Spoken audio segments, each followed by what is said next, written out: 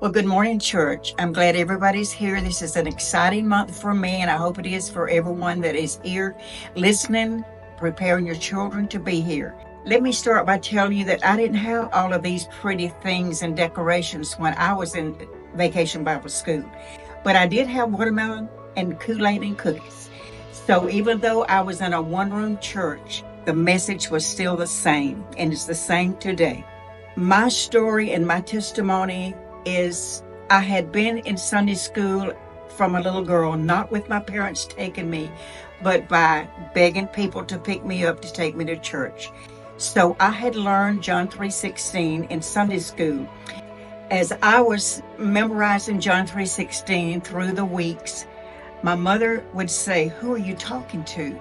I said, "Mom, I'm just repeating my verse of the year, John 3:16. And I've just realized that I'm included in that he loves me, a little girl he loves." So when I started Vacation Bible School, I was so under conviction, and I talked to my daddy. I was a daddy girl. And I said, "Daddy, as a little child says that I want to join the church." And he says, "No, honey, you're too young." Being a daddy's girl, I did what he said, but I was so miserable. So on a Wednesday night, all my friends went up, joined the church on Tuesday night. Wednesday night, it came. So I went to church, and all the time I was there, I was so frightened that I was going to walk the aisle, but I was going to get a whipping because he told me if I did, he would whip me. Well, I thought, you know what?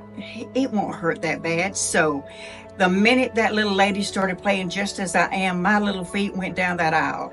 So I was extremely just joyful and just bouncing around there. So when I got home, I said to Daddy, "Daddy, I'm ready for my whipping. I joined the church tonight." And as I looked at him, he didn't move.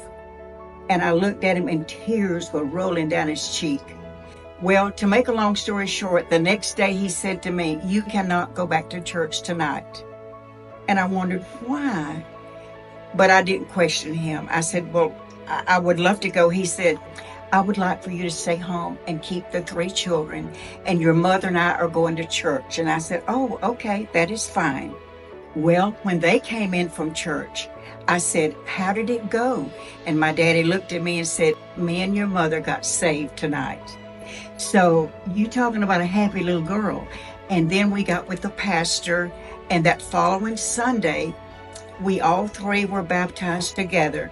And that has been 74 years ago.